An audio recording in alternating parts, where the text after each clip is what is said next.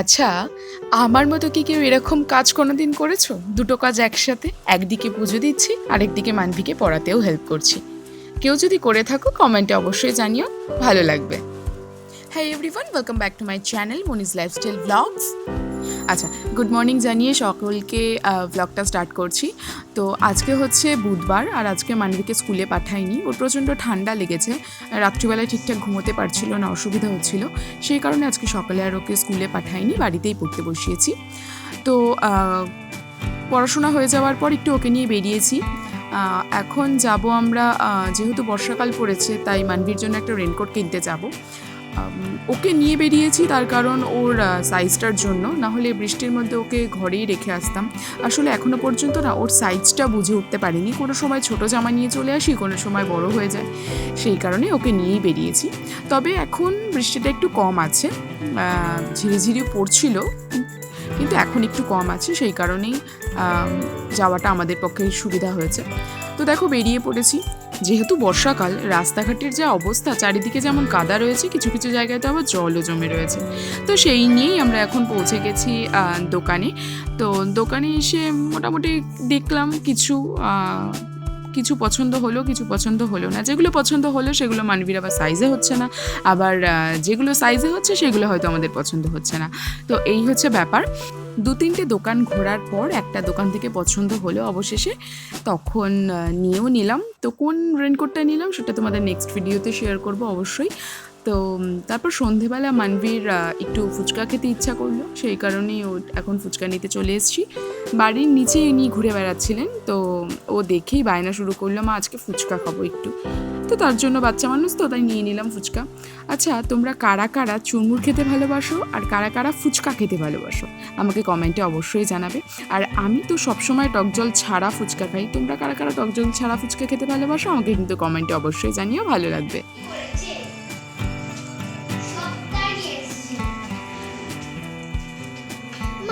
এটা কি ঝাল? না না ঝাল নয়? না, কেন? নাও ধরো। আচ্ছা,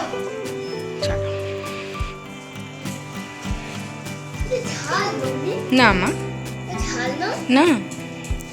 ফুচকাটাকে একদম বলেছিলাম ঝাল ছাড়া করতে, যেহেতু মানভি খাবে বলেছিল সেই কারণে একদম ঝাল ছাড়া, একটাও লঙ্কা দেয়নি। আর ও বারবার জিজ্ঞেস করছিল যে মাম্মা এই টক জলটা কি ঝাল, মানে ওর ইচ্ছা হয়েছিল আজকে একটু টক জল দিয়ে খাবে, সেই কারণেই জিজ্ঞেস করছিল যে মাম্মা এটা কি ঝাল, এটা কি ঝাল। আমি যখন বললাম যে না এটা ঝাল না, তখন ওর একটু ভালো লাগলো। দেখো এখন ও টক জল দিয়ে খাচ্ছে, ও একা খাচ্ছে না, ও আগে সবার সাথে শেয়ার করছে তারপর খাচ্ছে।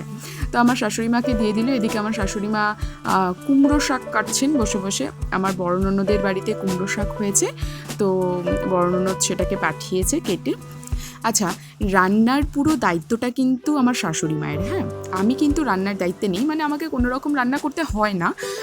হ্যাঁ, মাঝে মধ্যে টুকটাক কোনো টিফিন বলো বা কোনো দিন হয়তো শাশুড়ি মার ইচ্ছে হলো না একটু রান্না করতে, সেদিন হয়তো আমি একটু করলাম, কোনো দিন ওনার শরীর খারাপ থাকলে সেদিন আমি করলাম, সেটা একটা আলাদা ব্যাপার। কিন্তু রান্নাবান্নাটা পুরোটাই আমার শাশুড়ি মাই করেন। তো যাই হোক, দেখতেই পাচ্ছ যে এখন রাত্রিবেলা কুমড়ো শাকটা কেটে রেখে দিচ্ছে, কালকে সকালবেলা এটা রান্না হবে। আগের দিন একটু কাটাকুটি করে রাখলে কি ওনার সুবিধা হয়। আরেকজনকে দেখো, আজকে বিকেল 5টার সময় ঘুমিয়েছে, ঘুম থেকে উঠেছে রাত 8টায়। উঠে তারপর থেকে তো মুডটা একটু খারাপ খারাপ ছিল বলে পড়তেই বসলো না। আজকে সারাটা সন্ধে খালি ঘুরে ঘুরে, তারপর খেলাধুলা করতে করতে বা এই ফোন দেখতে দেখতেই কাটিয়ে দিল। আজকে আর পড়াশোনার কোনো নামই নেই, কালকে সকালবেলা আবার স্কুল আছে, জানি না স্কুলে কিছু পড়া পারবে কিনা। এখন আমি চলে এসেছি রান্নাঘরে রাতের রুটি করতে। শ্বশুরমশাইয়ের খিদে পেয়ে গেছেন, ওনাকে খেতে দেব। তো আগে তো আমি রুটি গোল করতে পারতাম না, বাট এখন করতে করতে অভ্যেস হয়ে গেছে, এখন ভালোই রুটি গোল করে বেলতে পারি। তো এদিকে আমি একটা একটা করে রুটি সেঁকবো আর শ্বশুরমশাইকে দিয়ে আসবো। উনি গরম গরম যেহেতু রুটি খেতে পছন্দ করেন, তার জন্য একটা একটা করে ভাজি, একটা একটা করে দিয়ে আসি। একসাথে সব দিলে কি হয়, ঠান্ডা হয়ে যায় তো, আর উনি সেইটা পছন্দ করেন না, সেই কারণে একবার করে ভাজি, একবার করে দিয়ে আসি। তো আজকে রাত্রে ওনাকে দিয়েছিলাম পটল দিয়ে, আলু দিয়ে আর পেঁয়াজ দিয়ে ভাজা, তার সাথে রুটি, যেহেতু উনি সকালবেলার তরকারিটা খাবেন না সেই কারণে। আচ্ছা, তোমাদের সবার কি রুটি এইভাবে ফোলে? আমার কিন্তু মাঝে মাঝে ফোলে, আবার মাঝে মাঝে ফোলে না, সেটা রুটির ওপর ডিপেন্ড করে। তো তোমাদেরকে বললাম না যে মানভি একটু ঠান্ডা ঠান্ডা লেগেছে, সেই কারণে এখন রাত্রিবেলা চলে এসেছি মানভিকে ওষুধ খাওয়াতে। তো ওকে ওষুধ খাইয়ে আগে ঘুম পাড়িয়ে দেবো, কারণ ওর আবার স্কুল আছে আর সামনে পরীক্ষাও, এখন স্কুলটা ছুটি করানো যাবে না, সেই কারণে আগে থেকেই ওষুধ খাইয়ে ওকে ঠিকঠাক করার চেষ্টা করছি। তো চলো আজকের ভিডিওটা এইটুকুই, দেখা হচ্ছে আবার নেক্সট ভিডিওতে। ততক্ষণের জন্য টাটা, ভালো থাকবে, টেক কেয়ার।